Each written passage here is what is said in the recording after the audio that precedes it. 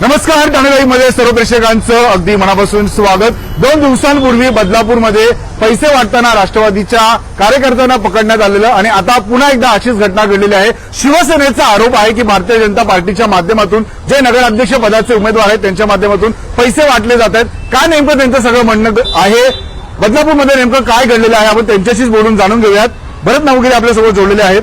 दादा, काय नेमकं घडलेलं आहे? आज पैसे वाटण्याचा आरोप शिवसेनेच्या माध्यमातून करण्यात येतो।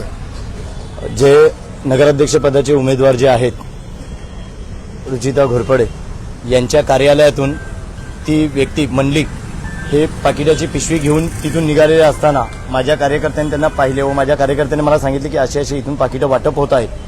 मी लगेच त्या माणसाचा पाठलाग केला आणि त्या मंडलिक त्याचा पाठलाग करून त्यांना मी बरोबर त्यांच्या घराच्या इथे अडवण्यात आलं आणि ज्यावेळी अडवलं त्यावेळी ज्यावेळी आम्हाला ते धक्काबुक्की करायला लागले की नाही ती पिशवी आम्हाला देत नव्हते।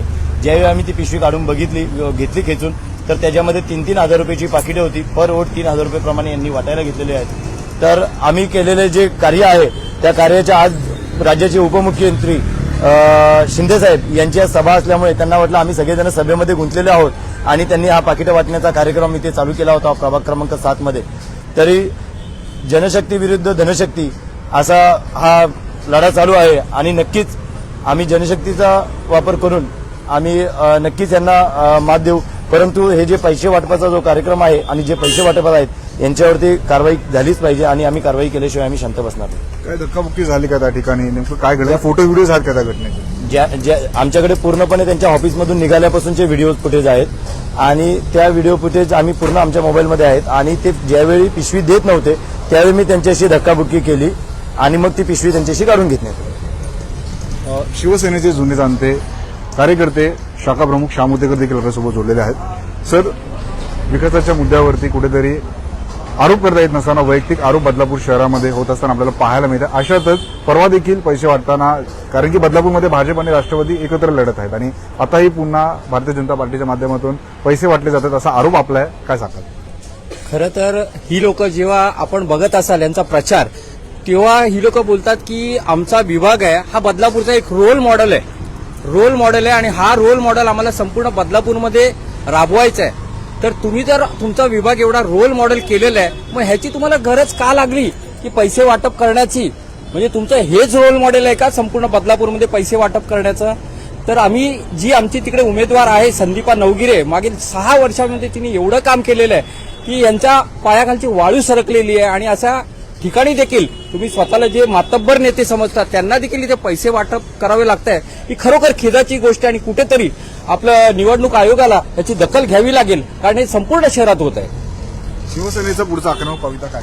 नक्कीच आज आमचे उपमुख्यमंत्री, आमच्या पक्षाचे नेते हे बदलापूर शहरात येत आहेत। आम्ही त्यांच्याशी विचार विनिमय करून नक्कीच आम्ही निवडणूक आयोगाकडे याची दाद मागू आणि कुठेतरी आमच्या जे उमेदवार आहेत त्यांच्या पाठीशी आम्ही उभे राहू, कारण की आम्हाला कळलंय की यांना कुठून तरी पैसे खूप आलेले आहेत। कारण की 2 दिवसापूर्वी जे उमेदवार वणवण फिरत होते आज तेच नुसते पैशाच्या पिशव्या घेऊन फिरत आहेत। हा पैसा आला कुठून आहे या लोकांकडे, हे नक्कीच आम्ही खोदल्याशिवाय राहणार नाही।